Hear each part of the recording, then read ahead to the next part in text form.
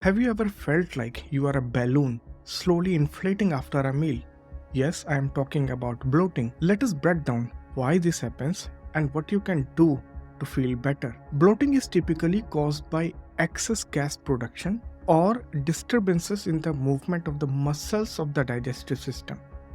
But what exactly triggers these issues? There are four main reasons behind it. The first reason is swallowed air. Every time we eat or drink, we swallow a small amount of air. This is completely normal. However, eating too quickly, talking while eating, or sipping on carbonated drinks can increase the amount of air swallowed and trapped in the gastrointestinal tract. The second reason is fermentation by the gut bacteria. Our guts host a complex community of bacteria that play a crucial role in health and disease. These bacteria ferment indigestible carbohydrates like fiber, producing gases such as hydrogen, methane, and carbon dioxide. While this process is essential for digestive health, it can also lead to gas accumulation if the gases are not properly expelled or if the fermentation is excessively high. The third reason is dysmotility of the gut. The muscles of the digestive tract constantly contract in waves to move the food along, a process known as peristalsis. If these contractions are disrupted or irregular, a condition known as dysmotility, it can lead to buildup of gas and sensations of bloating. And now, the fourth reason is the hormonal influence. Hormones significantly impact fluid retention and digestive function. Particularly in women, the menstrual cycle can influence bloating. Progesterone, which rises in the latter half of the cycle, can slow down the gut motility, leading to increased gas retention and bloating. Now, the question is when bloating might be more serious. While a bit of bloating after a big meal might just be a temporary discomfort, sometimes it can be a sign of something more serious. Let us explore when you should start paying closer attention to what your body might be trying to tell you. First up, let us talk about irritable bowel syndrome or IBS. This isn't just simple stomach upset. IBS is a chronic condition that affects your large intestine and comes with bunch of uncomfortable symptoms like persistent bloating, gas, along with alternating bouts of diarrhea and constipation. If you are frequently feeling bloated and it is paired with these symptoms, it might be the time to chat with your doctor about IBS. Next, there is something called small intestinal bacterial overgrowth. Yeah, it is mouthful. So we can just call it SIBO, SIBO. Normally, our small intestine has a relatively low level of bacteria. However, with SIBO, bacteria level spike up abnormally high, and this disrupts digestion, leads to malabsorption and causes bloating.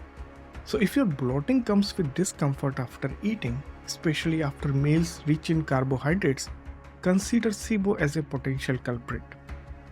Lastly, we have food intolerances such as to lactose or gluten. Unlike allergies, which can cause immediate reactions, intolerances mainly affect digestion and can lead to chronic bloating. If consuming dairy makes you feel gassy and bloated, you might be lactose intolerant. Similarly, if bread and pasta are your nemesis in the bloating battle, gluten could be the issue.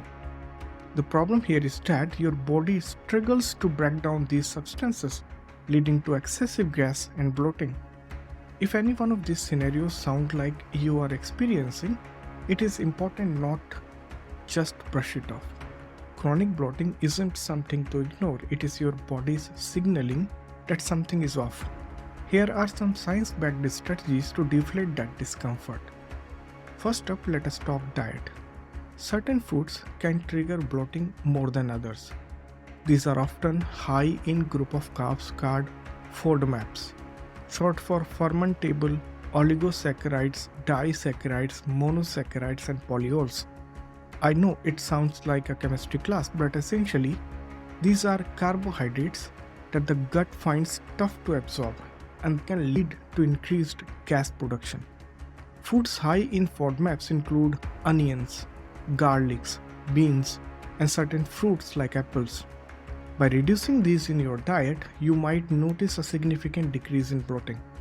It is all about finding what food triggers your symptoms and adjusting your intake. Next, let us talk about probiotics.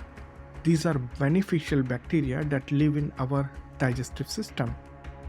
Introducing more of them through supplements or probiotic foods like yogurt and kefir can help balance your gut flora.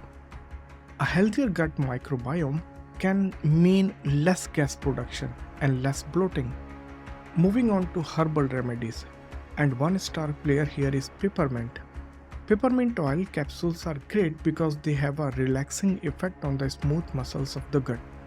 This means they can help ease the passage of the gas and relieve bloating.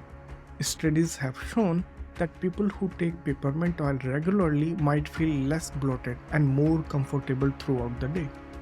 Lastly, don't underestimate the power of movement. Regular physical activity like walking, yoga, or any form of exercise really helps to improve the movement of food and gas through our intestine. It is like helping along the traffic in a busy city. Keeping things flowing smoothly prevents backups, which is in this case means preventing gas buildup and bloating. So there you have it, 4 solid evidence-based strategies to help you manage bloating. Try incorporating these tips into your routine and see which ones make a difference for you. Remember, what works for one person might not work for another. So it is all about personalizing your approach. So stay curious, keep learning, and remember to listen to your body. It is the best guide you have.